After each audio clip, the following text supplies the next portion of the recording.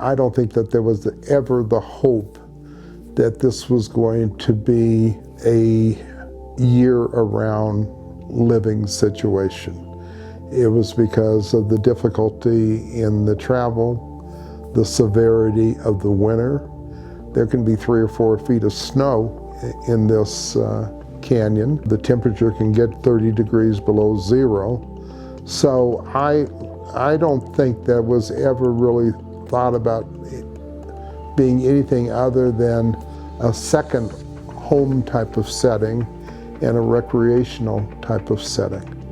I mean, you could go fishing, you could go hiking. It was a place that you could contemplate.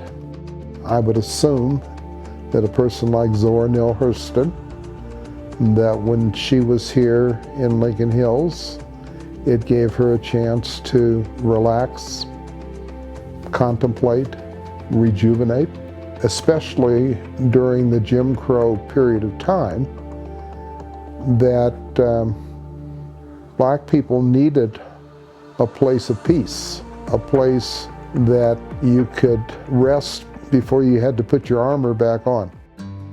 You know, it required people that had a certain amount of resources to either travel by car or train. It meant that it was more of a gathering place for, let's say, middle-class Black people, the Black lawyers, the Black doctors, the Black pharmacists would gather at Wink's Lodge for drinks, for food, for dancing, playing cards, and to recreate.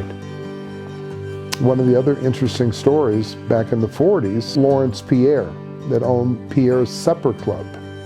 That was a supper club for Black folks on 21st and Downing for several decades.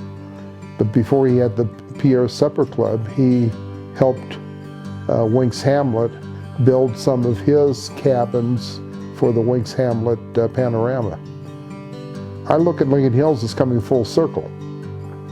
In 1922, when it was incorporated, it was called the Lincoln Hills Country Club Development. It was to be a country club setting for Black people.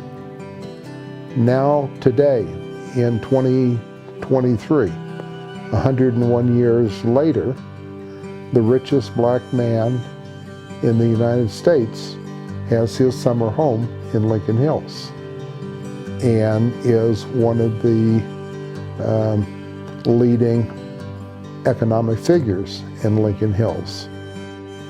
Lincoln Hills is still alive and it's still thriving, and it carries that historical significance, which is different from Idlewild, American Beach, and some of the other Black resort areas that are no longer in existence. Lincoln Hills is still thriving.